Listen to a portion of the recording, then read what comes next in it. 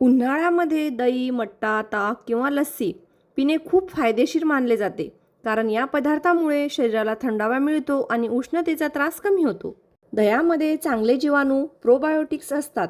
त्यामुळे अन्न नीट पचण्यास मदत होते आणि पोट हलके राहते. दह्याचा वापर आपल्या आरोग्यासाठी किती फायदेशीर आहे हे आपल्या आयुर्वेदामध्ये सांगितले आहे. पण जेव्हा आपण घरी दही लावतो त्यावेळेस असे छान घट्टसर दही बऱ्याचदा लागत नाही.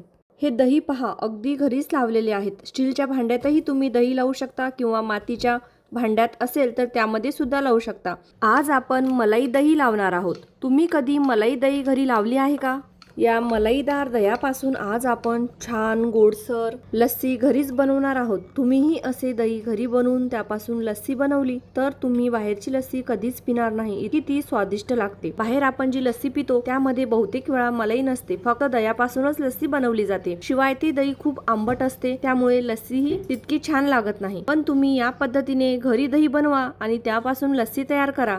मी तुम्हाला खात्रीने सांगते, लस्सी खूपच भारी लागते. एकदा तुम्ही या पद्धतीने नक्कीच करून बघा. नमस्कार, मी रसिका. रसूची रसोईमध्ये तुमचं सगळ्यांचं मनापासून स्वागत. इथे मी 1 लिटर फुल फॅट दूध घेतले आहे. हे पॅकेटचे दूध आहे. तुमच्याकडे जे उपलब्ध असेल ते तुम्ही घेऊ शकता, काही हरकत नाही. तुम्ही कुठल्याही प्रकारच्या दुधाने दही लावले तरी तुमचे दही छानच तयार होणार आहे. आपण इथे हे घेतलेलं दूध म्हशीचं आहे आणि मी इथे 1 लिटर दूध घेतलं आहे. हे दूध मी एका पातेल्यामध्ये काढून घेतलं आहे. दूध काढण्यापूर्वी पातेली थोडी ओली करून घ्यायची आहे, म्हणजे पातेल्याला तळाला दूध लागणार नाही किंवा करपणार नाही. ही आहे आपली दूध तापवण्याची पहिली ट्रिक. मी या दह्यापासून लस्सी बनवणार आहे, त्यामुळे मी सगळी साय या दुधामध्येच मिसळून घेत आहे. त्यामुळे दही छान मलाईदार तयार होईल. जर तुम्ही फक्त दही खाण्यासाठी बनवत असाल तर वरची साय मोडू नका. वर जमा झालेली साय वेगळी काढून ठेवू शकता. तसेच तुम्ही डाएट करत असाल तरीही सुद्धा ही साय काढून घेऊ शकता. फक्त दुधाचेच दही लावू शकता. दूध साधारण 10 मिनिटे छान उकळून घ्यायचे आहे, म्हणजे सुमारे 5% दूध कमी झाले की लगेच गॅस बंद करायचा आहे. बघा, मी इथे गॅस बंद केले आहे तरीही आपले दूध अजून उकळत आहे. इतपत दूध गरम असणे आवश्यक आहे. तापवण्याची आणि दही लावण्याची दुसरी ट्रिक आहे. आता हे तापवलेलं दूध कोमट करून घ्यायचे आहे. त्यासाठी मी हे दूध मोकळ्या हवेतच ठेवून कोमट होऊ देणार आहे. दूध इतपत कोमट असावे की त्यामध्ये बोट घातल्यावर ते काही सेकंद सहज राहू शकेल. इतकेच कोमट दूध दही लावण्यासाठी योग्य असते. मी इथे पूर्ण 1 लिटर दुधाचे दही लावणार आहे. तुम्हाला कमी दही लावायचे असेल तर तुम्ही कमी दुधातही लावू शकता. एखाद्या पेल्यात किंवा एखाद्या वाटीतही तुम्ही थोडेसे दही लावू शकता. आता इथे दही लावायला घेऊया. त्यासाठी मी एका वाटीत अर्धा चमचा दही घेतले आहे. ही दही थोडी आंबट आहे, त्यामुळे मी फक्त अर्धा चमचाच घेतला आहे, म्हणजे आपण लावणार ते दही जास्त आंबट होणार नाही.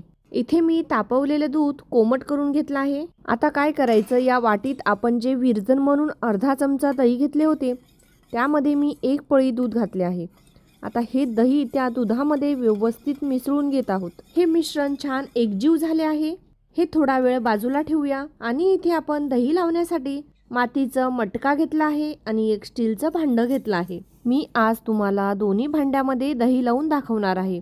तुमच्याकडे मटका नसेल तर काही हरकत नाही, तुम्ही एखाद्या स्टीलच्या डब्यात, स्टीलच्या वाटीत किंवा स्टीलच्या पातेल्यातही दही लावू शकता. कशातही दही लावले तरी चालते.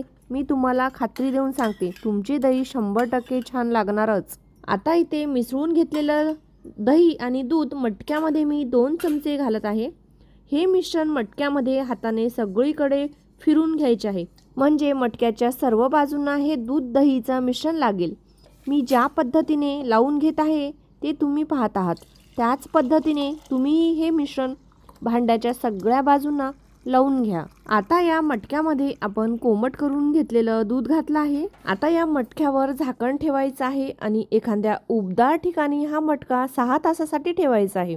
6 तासापर्यंत हे झाकण उघडून बघायचं नाही. आता हा मटका आपण 6 तासानंतरच बघणार आहोत. परत मी याच पद्धतीने आपण एका स्टीलच्या भांड्यामध्ये दही लावून घेऊया. पुन्हा तीच प्रोसिजर करत आहे, तुम्ही पाहू शकता. आता या दोन्ही भांड्यावर झाकण ठेवायचे आहे. झाकण ठेवताना भांडे नीट झाकले गेले आहे याची खात्री करून घ्यायची आहे, म्हणजे आतली ऊब कायम राहील आणि दही छान लागेल। यानंतर ही दोन्ही भांडी एखाद्या उबदार ठिकाणी ठेवायची आहे, ज्या ठिकाणी जास्त वारा लागत नाही आणि वारंवार कुणाचा हातही लागत नाही अशा ठिकाणी। म्हणून ही भांडी एखाद्या कोपऱ्यात, स्वयंपाकघरातल्या उबदार जागेत किंवा एखाद्या कपाटामध्ये शांतपणे ठेवावीत। 6 तासापर्यंत या भांड्यांना अजिबात हात लावायचा नाही आणि झाकणही उघडायचं नाही। त्यावेळेत दूध हळूहळू सेट होऊन छान घट्ट दही तयार होते। आता ही भांडी आपण 6 तासानंतर उघडून पाहत आहोत आणि बघा, मी तुमच्या समोरच या भांड्याचे झाकण काढले आहे आणि झाकण काढताच आपल्याला दिसते की किती छान आणि घट्टसर दही लागून तयार झाले आहे। दूध अगदी व्यवस्थित सेट झालं आहे आणि दह्याची पोत खूप सुंदर आली आहे।